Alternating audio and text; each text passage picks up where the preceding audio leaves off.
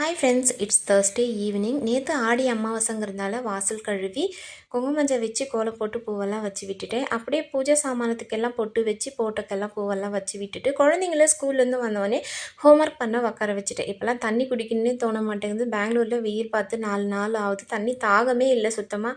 நானே கொஞ்சம் வேணும்னு போய் குடித்தா தான் கொஞ்சம் ஃப்ரெஷ்ஷாக ஃபீல் ஆகுது.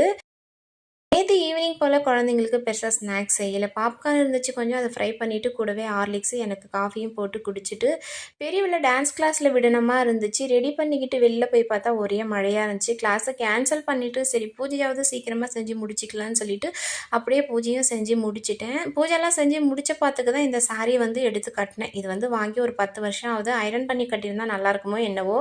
என்னோட சின்ன பொண்ணு என்னை கிண்டல் பண்ணிட்டா, இது சாரீ இல்லை வேஸ்ட்டு எடுத்து கட்டிக்கிட்டு இருக்கிறேன்னு சொல்லிட்டு. எனக்கும் அது பிடிக்கல, கழட்டி வச்சுட்டேன். நேற்று ஈவினிங் ஸ்பெஷலாக பலாப்பழம் வச்சு பிரசாதம் பண்ணியிருந்தேன். இதோட வீடியோ நாளைக்கு அப்லோட் பண்ணுறேன்.